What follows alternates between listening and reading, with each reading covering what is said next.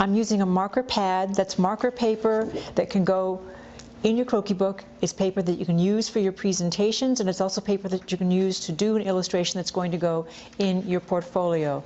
This paper is fairly translucent. You can see your sketches underneath, so if you wanted to redraw, to trace your own sketch, you can do that. It also tends to bleed color a little bit, so when you're working, put a sheet underneath here so that it won't ruin the sheet behind it. You can always put a sheet, the slip sheet behind there. Color. Let's just take a basic color and do some rendering and figure out how the marker works.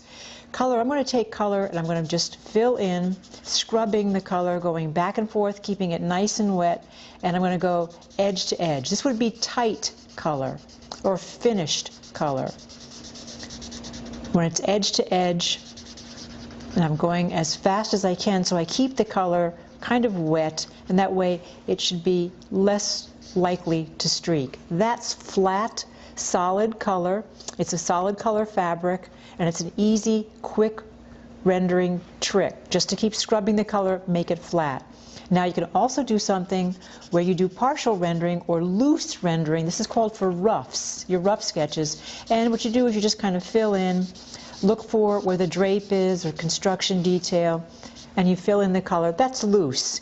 That's if I'm just doing a gesture sketch, or if I'm doing a sketch, it's the idea versus the finished sketch.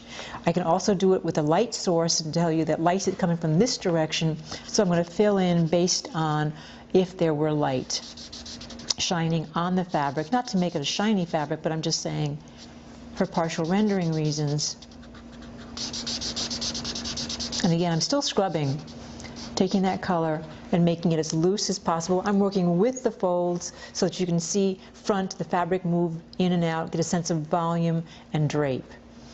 I'm also going to take the color and go back and try the exact same thing again, but this time what I'll do is when I'm finished rendering, again, I'm kind of scrubbing and going with the drape, using gravity to my advantage. And I can go back, shadow. Marker shadow, I can take, if this is a nice deep red, I can take a 50 gray and put some color behind the folds like this, just to, again, pump that fold forward, or to work with some of the crush lines in the waistband. So that's dimensional. Now I'm starting to get into dimensional. You can also call that tonal. So what would tonal be? Tonal would be where I take the marker and I'm trying to make it the color darker. So when I do that, I'm adding a little bit, or I could just work with a darker red too, but if you don't have a darker red, you can just work it out with your gray. Now that's getting modulated. The color has more depth than the flat color. I can also take color and work it so that I get some kind of interest in the texture, as if there was some kind of crinkle or slubs. So it doesn't have to be flat rendering. It could also be that this was a knit, you know, and I'm working with all the ribs, giving you an impression of the surface again in the fabric. That could be a knit. Or if I take the edge and I work with a marker, and at this point I'm now creating a sense of weave. So the way you use your marker is a way to express your fabric, your color, your fabrication, your drape, your volume. All of that's going to come across in your fabric. You're rendering, marker rendering fabrics. Okay, over here I've got a big kind of like puffy skirt. Lots of color. I'm scrubbing it. Now I've got gathers. What am I going to do about the gathers? This means there's a lot of construction at the waistband where all those gathers happen. So I'm going to take my gray, go into this and work my way behind these folds. I want to pump that fabric forward. I'm trying to tell you how deep and lush and full this skirt is. So there, I've just pumped that forward. Something else I can do is layers. I can separate something by saying, okay, look, this upper bodice is separate from the skirt. Now I've colored them as if they were separate, which helps. But wouldn't it be better if I could give you a shadow, and that'll really give you a sense of depth? So this is a functional shadow. It's giving you a sense of this separates from that. This was giving you volume and construction. Now I'm going to take the color and tell you that something's pleated. So instead of just scrubbing, I'm now going to work with the panel.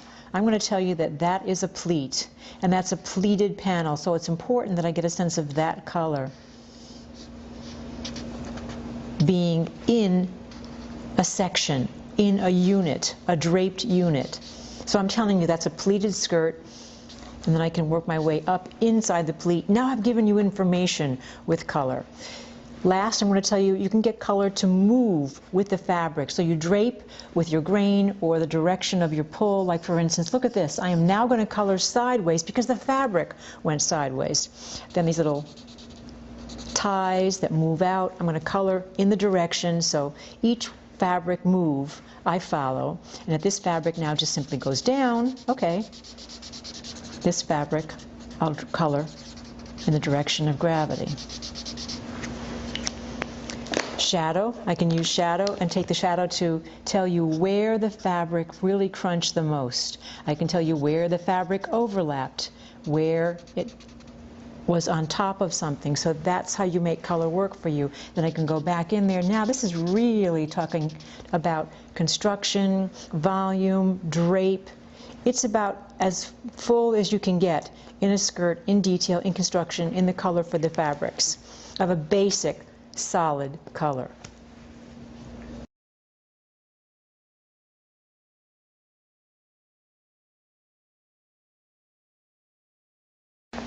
I wanted to give you a context for the fashion design, the sketching, the figure work that we're going to do, and the color rendering. This is an example of a croquis book, where you open up the croquis book as a sense of you, the designer, we get to your customer, the collage about who you want to dress, and then we get to the collage where we're looking at the customer profile maybe, the context for design inspiration, and your color sources, your fabrics. And after we've looked at all of this, then we start getting into your figure work, and when we're into the figure work, we're saying, well, what kind of figures are we going to use? Do we need to use flats? Is there more figure work that we've got to do? That always depends on the parameters of your project, but at this point what we're doing is looking at how do we draw and dress these figures. We also look at the paper in this kind of book, and the paper in this kind of book is pretty heavy. This is a marker, well, better watercolor paper, I would say, than for markers. But I'll show you how this works in the next segments. This is another kind of book that can also be a croquis book. This is the soft cover one. The soft cover one has very different paper in here.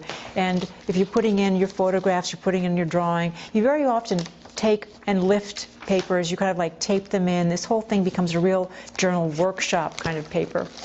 You can put in folders. And this paper is much thinner. It's a whole different set of parameters when it comes to marker rendering, how it takes marker or watercolors. It's going to buckle a little bit with the watercolors. So we're going to look at different papers and how they react and what we can do with them. This is tracing paper, and I wanted to show you the marker paper because marker paper is something that we can draw on and then take this out and put it into our croquis books, our design journals. Tracing paper is this really super fine paper that we put over our sketches. So if I refer to tracing paper, this is what I'm talking about. It's not parchment. It's a different type. It's tracing paper. It's pretty thin. Markers. These are the markers that we're going to be using. We'll use a pen. We'll use pencil. So we get to use all of this in the next segment when we start working on our figures and color rendering.